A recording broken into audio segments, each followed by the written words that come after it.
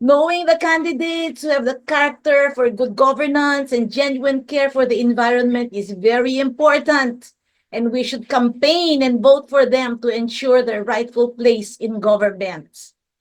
Whew. So thank you to all our eminent speakers.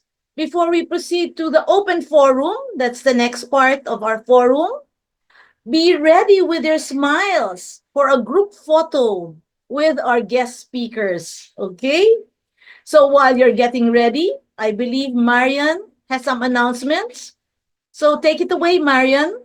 Yes, Miss Tessa, thank you very much. So, an important reminder about the evaluation of this forum, the GC Secretariat will post the link in the chat box and also flash on screen the evaluation form there. There's the link on the screen.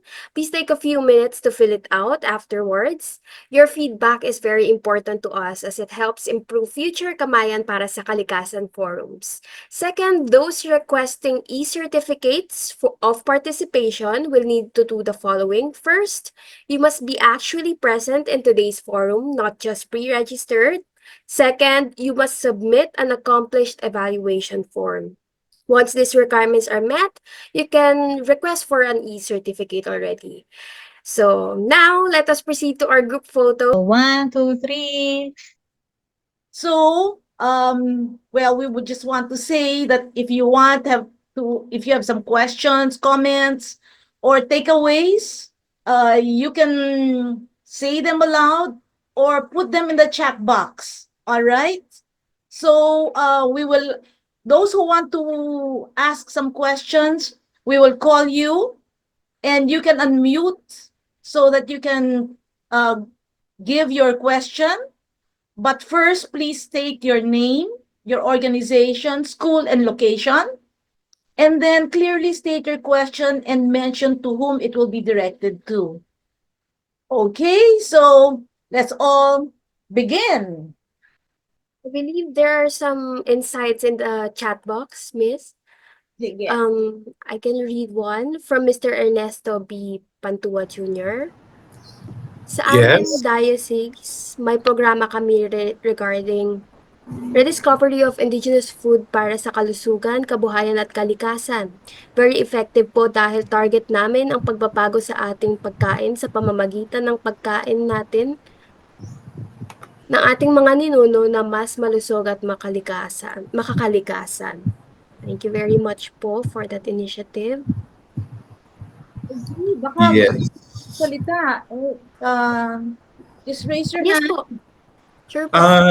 Ewan ko, naririnig niyo ako? Yes, Yes Mr. po. Mr. Ernesto Padua. Okay. Yes po. Go ahead.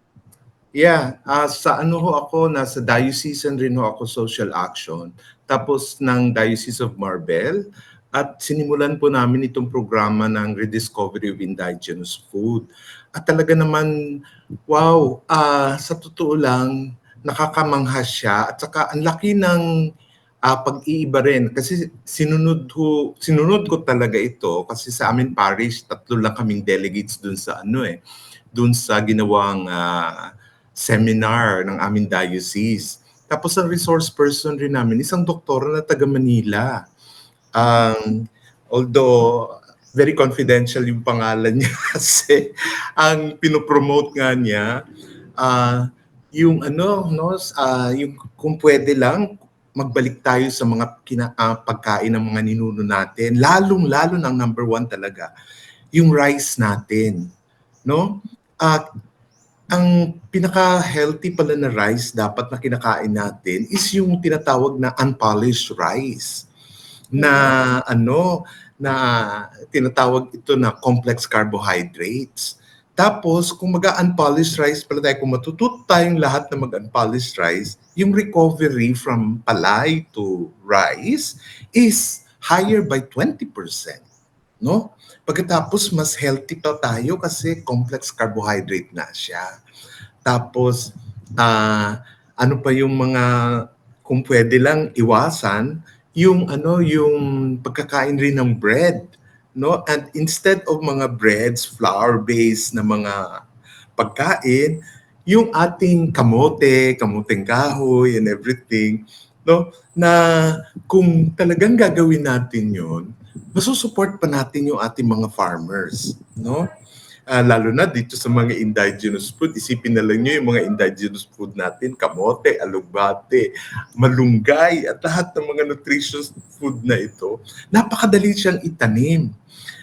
Actually, nagulat nga yung mga mga parishioners namin na nagre-re-echo na kami dahil gumawa kami ng comparison sa mga nutritional value ng mga kinakain na natin ngayon, yung mga canned foods at saka everything as against yung mga indigenous food.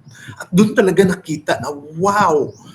Sa totoo lang sinasabi namin nga, wala talagang rason na tayo mga Pilipino ay maging malnourished. Dahil nasa paligid na natin yung mga pagkain natin.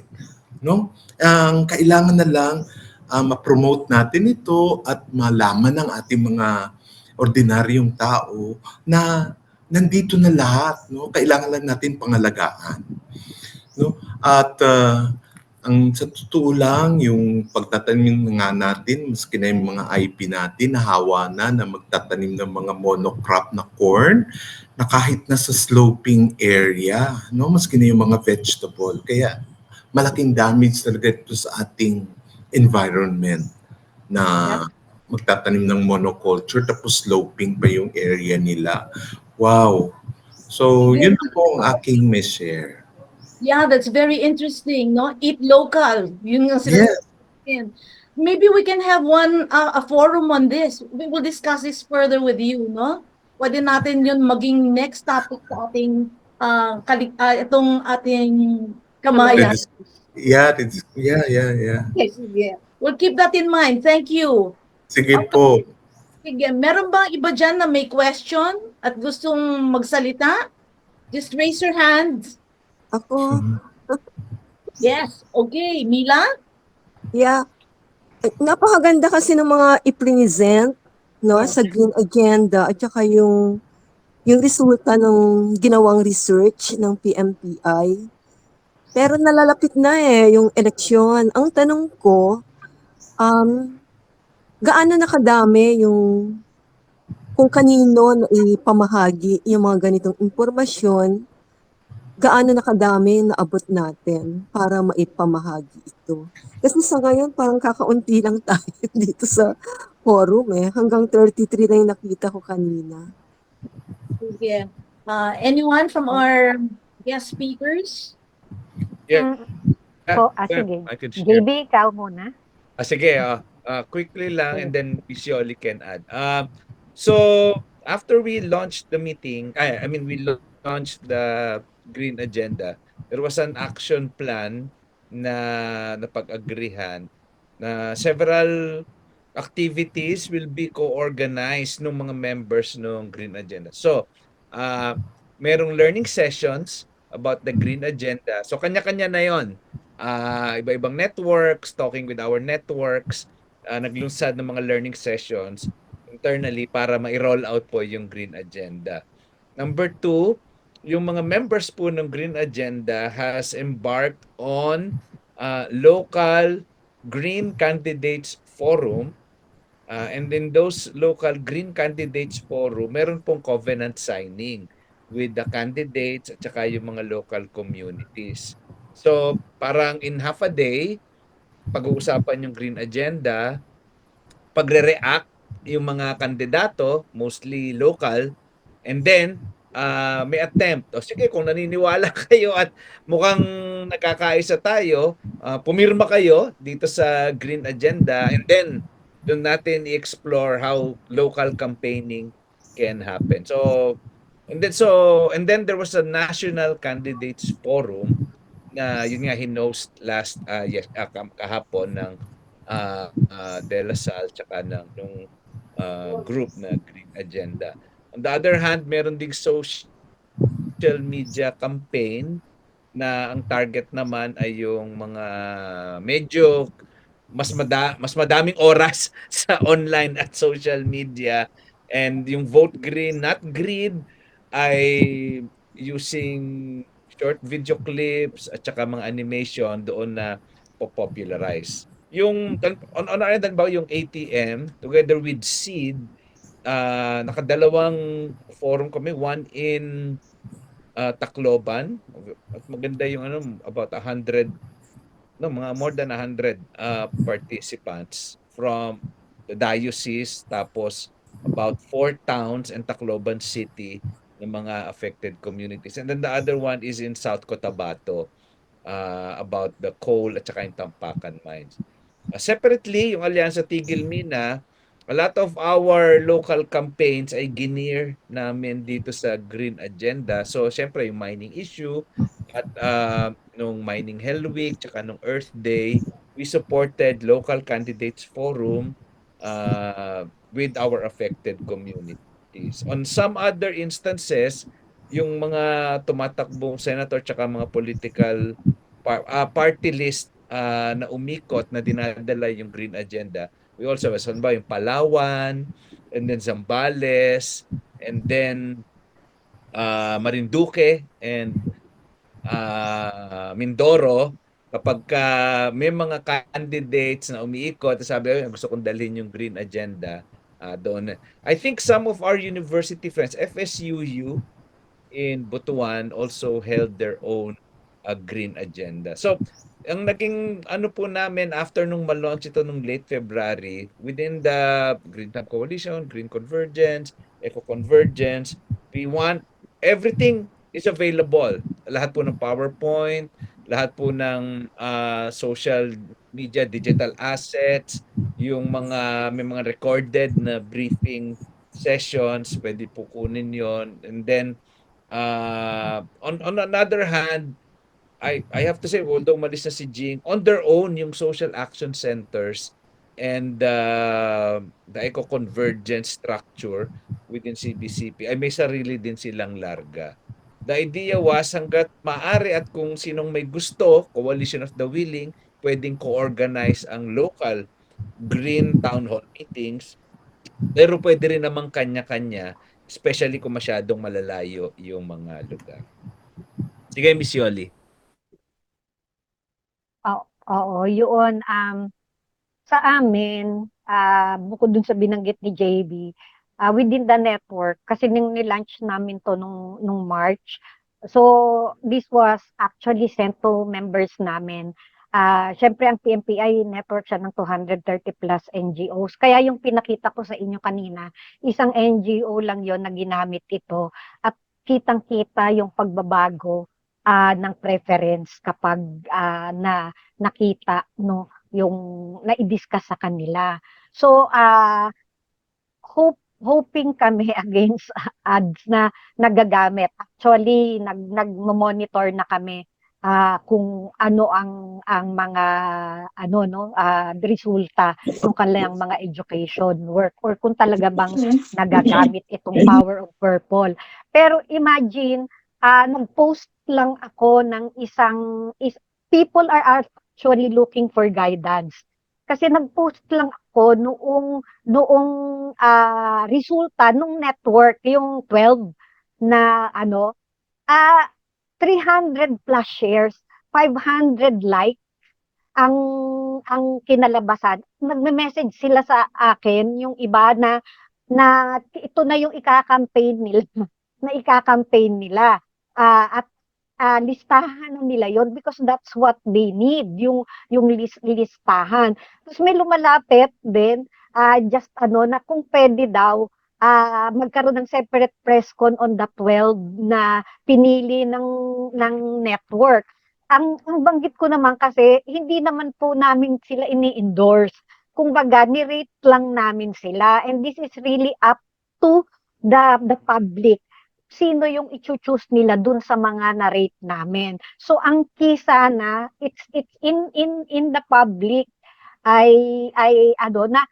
na ma-share itong resulta nga lalo sa social media. So we will try to do that, no, yung pag-boost pa siguro nung resulta para kasi yun ng yun yung hinahanap ng mga tao because people are really too busy also to do their own things, kanilang kabuhayan.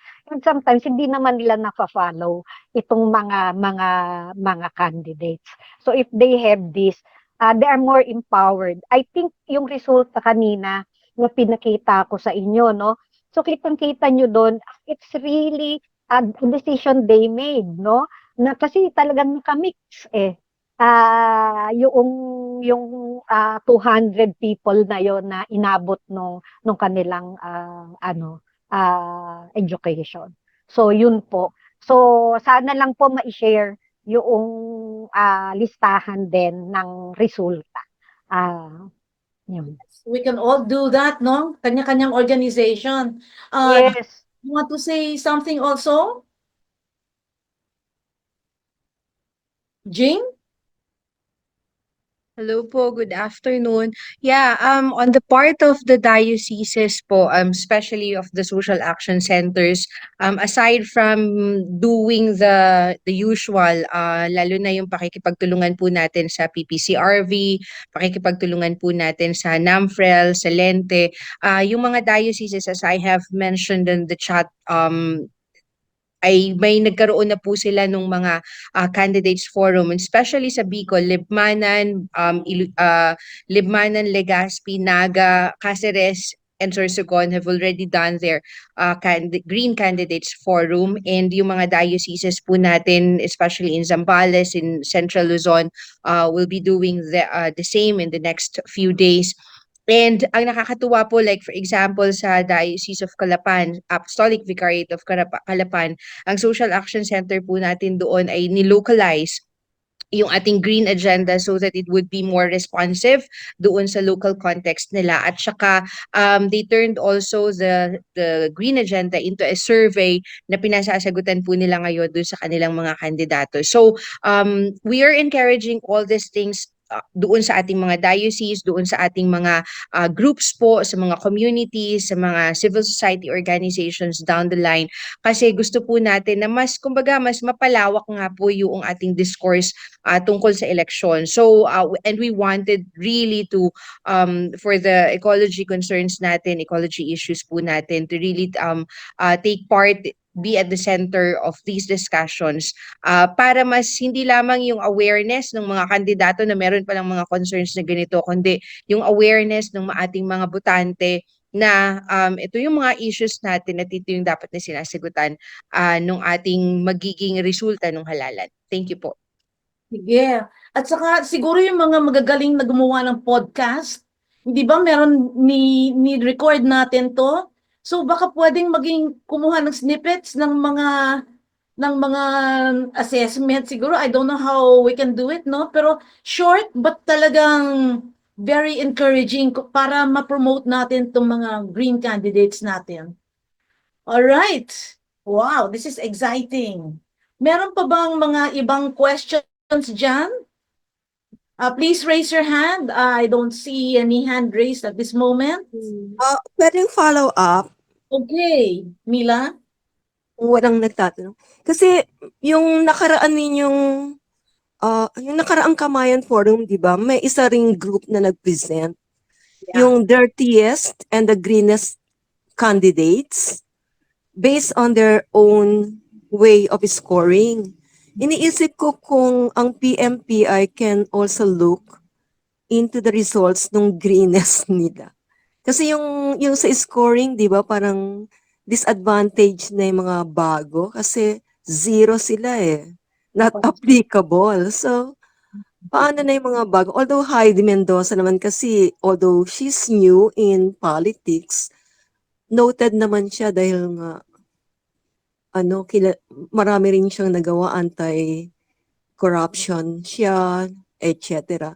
But how about those who are really entering politics only now? Paano yun na magiging 0 sila kasi wala silang Opo. track record? How Opo. will you get Actually, about? Actually, yun po talaga yung medyo dilemma.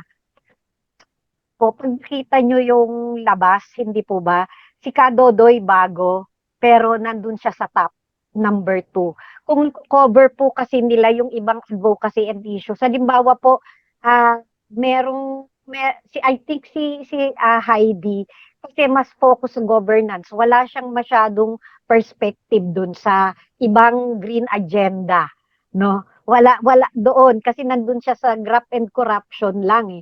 So kaya mababa din kasi wala sa perspective niya yung ano. So sa akin po baka pwedeng i-amplify natin both yung resulta nila at yung sa resulta sa PMPI. Kumbaga kasi ganun po yung perspective nung research. Kapag dapat mas holistic dun sa 4 na yon ay meron sila, hindi lang dun sa isa. Pag ganun talaga bumababa yung rating po. Like Miss Kike Abby, naalala ko merong mababang ano sa kanya kasi wala siya sa pagsasaak din masyado na ano kasi nasa city siya. So medyo iba yung perspective niya doon. But it should also be that even if nasa city ka, you know the connection ng city and yung perspective ng agriculture, how important it is. So dapat may pronouncement ka at may advocacy ka rin doon. Pero wala. So kung wala, ayun, may point against. Ganon po. Okay. Any other comments or questions? Dr. Galang, would you want to give your comment? Meron pa ba? Maybe we can read some of the comments we have sa chat box. Yes po. Okay. There are comments from Miss Grace Gabisay. Okay.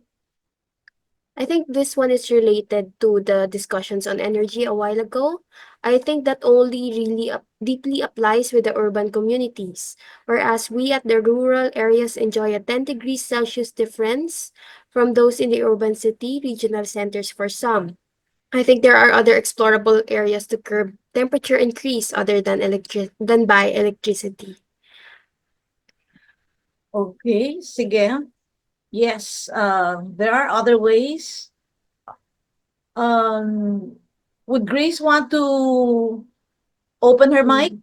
Yes, would Miss Grace want to express her insights? Actually, marami pong sinend si Miss Grace sa ating chat box na very insightful comments. Oo nga, isa pa sa sinabi niya. Eto, maybe, we can ask her to talk. Yes, good afternoon, Miss Grace. Yes, good afternoon. I write there the other explorable areas because it mainly show about electricity, how the kilowatts increased by means of transferring from this ownership or company. But for me, what you have discussed kasi is for the urban centers, but then I read in Sejar that the mega trends contributing climate change is also urbanization, and I think we can also tackle make use of our geography.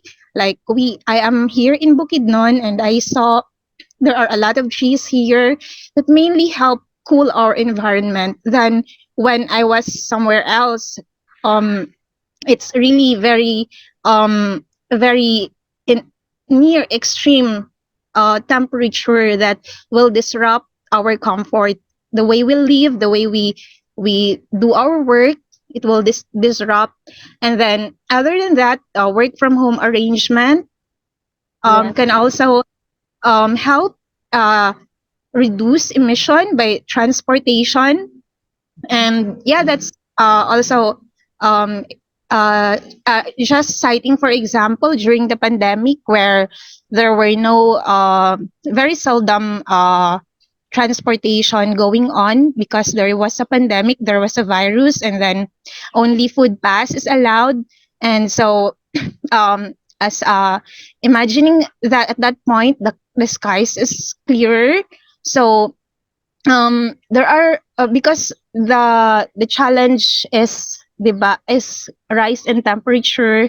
We have to maintain 1.5 degrees Celsius. So I really think that it should be multiple techniques or strategies to maintain 1.5 degrees to make planet Earth more livable for our generation and the next generation. So that's all. Thank you. Yeah, thanks, Grace, for sharing Thank you, Miss your Grace. insights. Yes, that's right. No, there are other ways to really bring down or mga practices natin, no? Like yung work from home, itong Yeah. ating Zoom na ginagawa Yes. for our meetings, okay, and eating local. So madami, no? And we can all do this. Basta awareness lang talaga ang importante, no? Okay, any other insights that you might want to share? Pero I would just like to ask or kasi we've already said kung sino ang pwede nating maboto. Pero madami sa mga popular surveys na lumalabas, talagang yung mga dapat hindi natin iboto. So I was thinking maybe we can ask our guest speakers, can you describe itong mga faulty aspects of our candidates without naming them? Mag-guess who na lang tayo? Is that possible? Yeah, sure. Sige, can Uh, you start it, JB? Sige, within ATM, meron kaming internal na what we call a negative campaign. Although pinapag-ingat kami ng mga lawyer friends natin dito because negative campaigning by itself is technically not allowed or illegal, yeah, or like it's like an election offense. No Uh, names lang, no names. Yeah. But internally, we do have what we call yung negative campaign namin sa ATM. Kasi on the basis of three things. Uh, number one, these candidates are either beneficial owners or they are directly linked with the mining company or with the mining project. Ngayon, so yun yung una, especially kung problematic yung mining operations or yung mining company na yun. So if a candidate or his family are linked to these mining projects, we know who they are. Yes. Number two, if these candidates are being financed or supported by the mining industry. And may 2016 and 2019 na database coming from the COMELEC itself, yung Statement of Contribution and Expenses or yung SOSE. After election, kailangan mag-disclose ng mga candidates, where did they get their funds and how much do they spend. So we know kung sinong mga mining executives ang nag-contribute sa mga electoral campaigns ng certain candidates. So yun yung second. And then we have a set of criteria na tingin namin should be applicable to all the candidates, whether an environmentalist or not.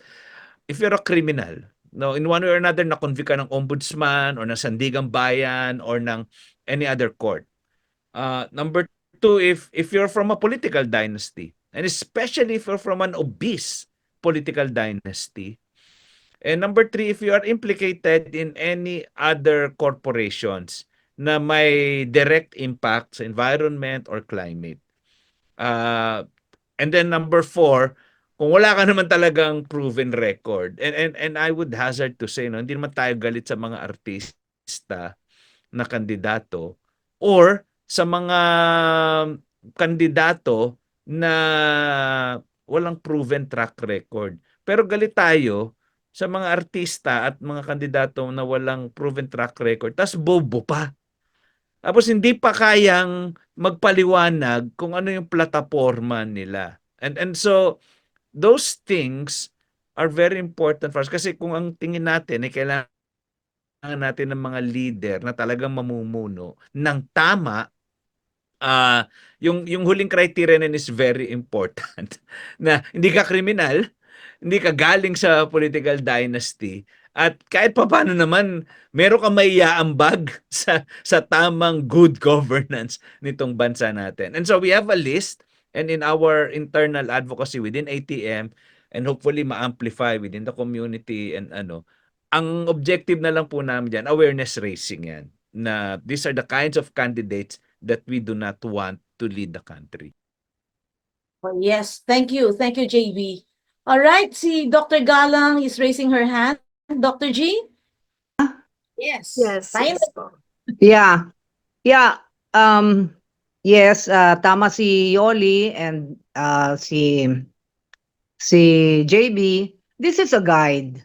Yes, environmental issues are very important, of course. But we have to look at them holistically. There are other aspects. Like sinabi niyo si Heidi Mendoza, mababa sa environment. But wow, her pioneering, her courage, her character is so important. So I think that should give her a big check. And then the character of the candidates, no? For example, we now have this issue of yung Chinese who wanted to be a citizen. And then pero vinito ni Marcos, ni President Marcos, and it was Risa Ontiveros who brought it to the attention of everyone that this Chinese had a very bad record, even linked to Pogos. But imagine all the senators and congressmen voted to allow him to be a citizen. I mean, that's not environment, but you can see ano yung kanilang pag-iisip. Are they, I don't know if they studied it, maybe they just went with the flow, but they should be more discerning. And then there are other red flags or nice flags that the candidates have, and I think we should also look. Of course it depends on each of us, no? What do we value? Ano ba yung importante para sa atin? Including the green agenda, and maybe green agenda, of course, or the green perspective is most important for us. But there are others that I would look at. So, but anyway, thank you for this guide to everyone. Right. O, sige. All right. Marian? Yes. All right. Thank you, everyone, for that very productive. I believe, due to time, we have to proceed already to our next part. So thank you again, everyone, for that very productive exchange of thoughts and ideas. Thank you, Ms. Jing, Mr. JB, Ms. Yoli, and Attorney Avril. I believe she already left the meeting due to connectivity issues, but thank you, Attorney, for enlightening us through your answers. I guess a short takeaway is that at the end of the day, it's really up to us, our conscience, to really choose the right candidates, the green candidates. And I guess a reflection also is that although we have this freedom, the freedom would still have consequences. So it's really up to us, our conscience, to choose the right candidates. So thank you again. But we are not done, everyone. Following the discussions on the green agenda, we will now proceed to call for action. Environmental and climate action should not stop with just discussions. We must also act. As the saying goes, we must walk the talk. So to provide us with actionable points for the green agenda, we will have a short video presentation introducing Gina, the avatar, and then we will proceed to the actionable points once again to be discussed by Mr. JB Garganel. Thank you very much. Hey besties! Gina ba kayo? Gina, as in, game na, gora na, gur na! It's the vibe, the call, the pack signal to move, act, and fight for our planet. It's our call to action for the planet and for the polls, because climate action is election action. Meet your green ecosystem, Gina Gascon, also known as Gina G. She is the face of a youth-empowered revolution and the newest icon for eco-advocacy in the 21st century. Inspired by two legends, Chito Gascon and Gina Lopez, the fierce defender of nature and a human rights champion. Sino pa ba? Legendary ang pinanggalingan, di ba? Si Gina ay boses ng kabataan at campaigner ng Green Agenda. She's not just fighting for our forests and our oceans. She's fighting for our future, our voice, and our votes. Gina's here to remind us that we are the generation that can turn the tide. From climate change to clean energy, for a greener, braver, and better future. Tara na! Sumama na! Get that hashtag certified green badge and flex it with pride. Gina to stand, speak, and spark action. Gina kay Gina at Gina sa Green Agenda 2025.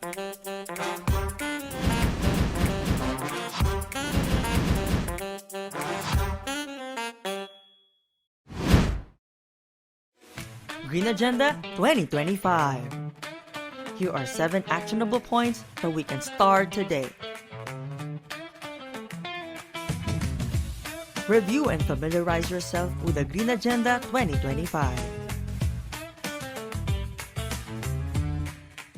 Popularize the Green Agenda by sharing and forwarding it to all your social media friends and contacts. Explore the power of hashtags. Hashtag Gina kay Gina, hashtag Vote Green Not Greed, hashtag Green Agenda 2025. Encourage your candidates to sign the Green Covenant and support the Green Agenda. Attend the local candidates forum and other voters' activities being organized in your localities.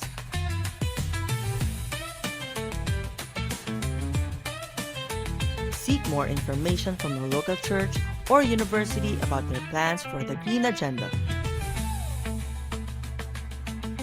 Support the Green candidates. Continue engagement with participatory governance activities using the Green Agenda. Gina, game na! Tara na! Sumama na! Gina sa Green Agenda 2025.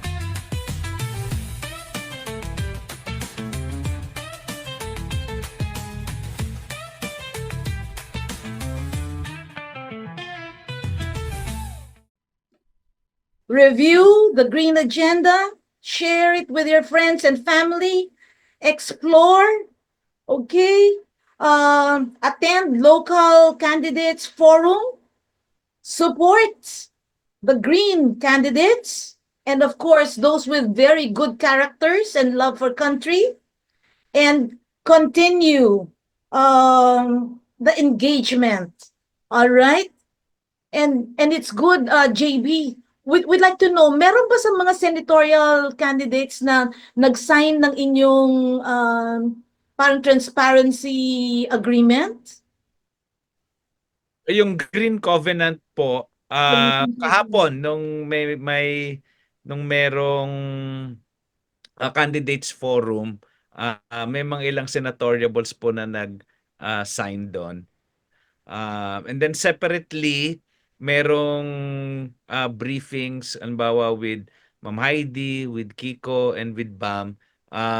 If there is a covenant signing with them, issue namin sa social media, hopefully in the next 2 weeks.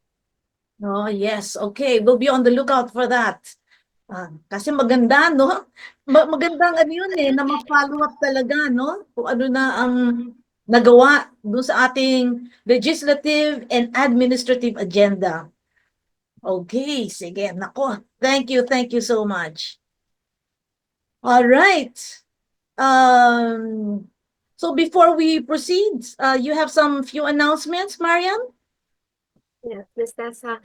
We'd like to invite our participants to become an official member of Green Convergence. If If you're passionate about the environment and want to be part of a network of like-minded individuals and organizations, we encourage you to join us. The membership registration link is posted in the chat box. I believe it will be sent.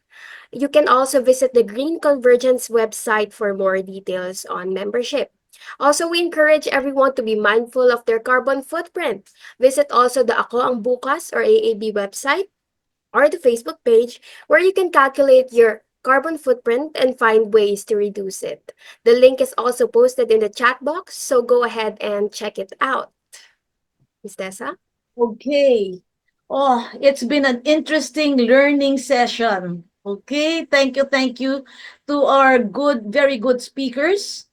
To officially close today's forum, we have the honor of hearing from another dedicated environmentalist and educator.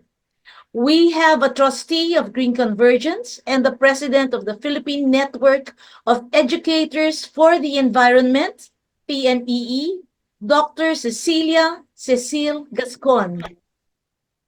Thank you, Tessa.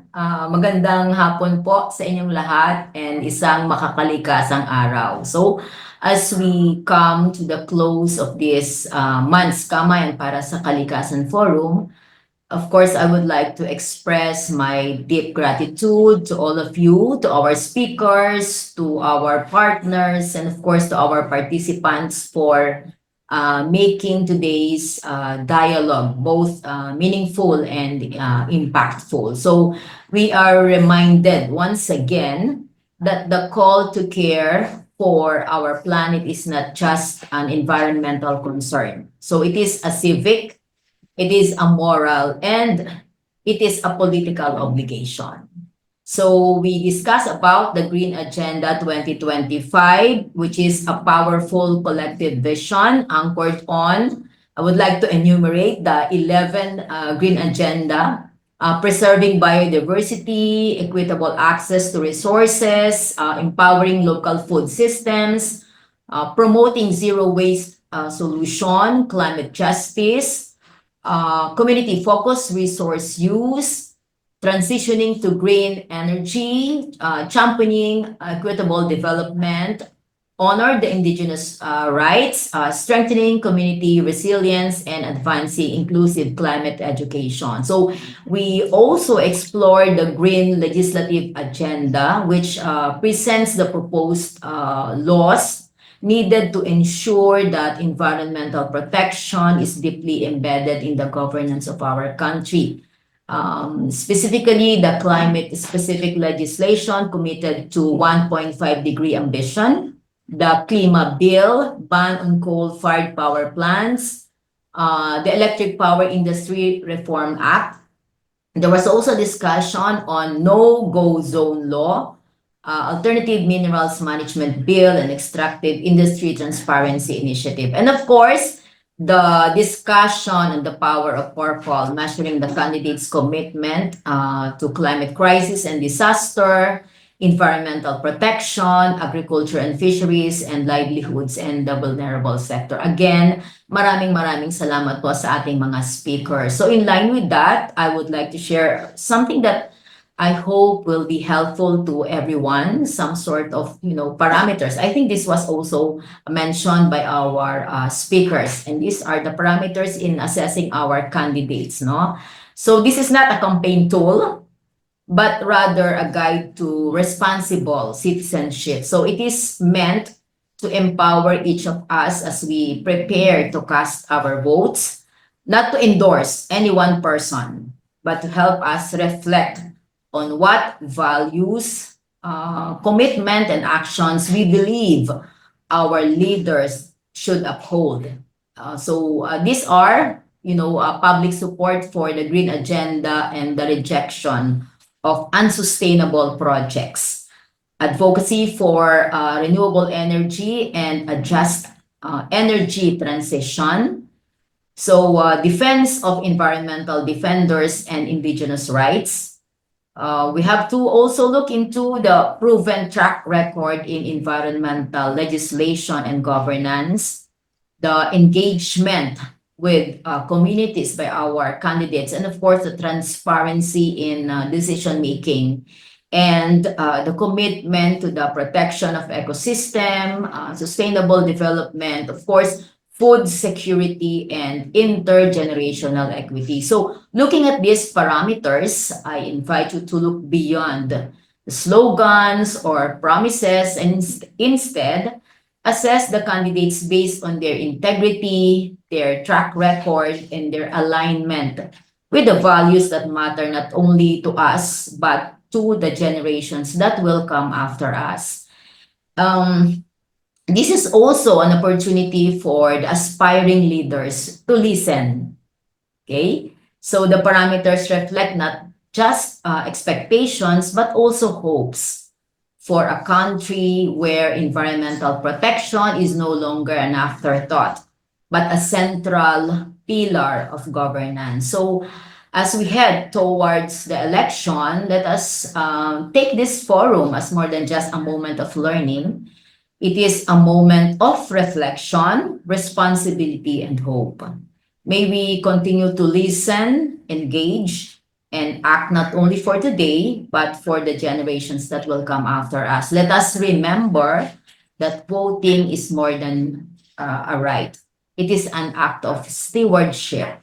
And just like caring for our forests, for our waters, and our communities, it begins with informed and intentional choices. So maraming salamat po sa inyong lahat for being a part of this forum. Let us continue to be critical, compassionate, and commitment as advocates, as citizens, as Filipinos, and as protectors of our common home. Muli, makakalikas ang araw po at mabuhay ang bawat isa.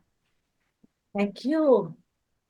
Thank you very much, Dr. Cecil, for the inspiring and moving closing remarks. Indeed, these parameters are very important for us to remember, lalo na super lapit na ng midterm elections. So thank you again, Dr. Cecil, for that. What a meaningful and insightful session we've had today, from the discussions on the green agenda all the way to the actionable points that we must continue to forward even beyond the elections. Yes, definitely. Remember, the work does not stop here. Let us vote, okay, wisely, assess those who truly have the heart for our environment, especially for our environmental defenders, candidates who truly serve and love our beloved country. Thank you once again to Alianza Tigalmina, Caritas Pilipinas, CEED, and PMPI for co-organizing this month's forum and for bringing Green Agenda 2025 to Kamayan para sa Kalikasan. It is a much-needed collaboration, very important for the forthcoming midterm elections. So before we close, please join us again on May 16 for the 419th episode of Kamayan para sa Kalikasan. Mark your calendars. See you all for another engaging and meaningful discussion.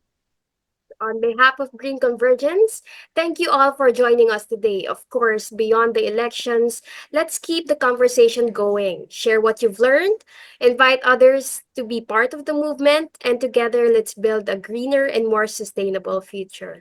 Maraming salamat at muli, makakalikasang araw sa ating lahat.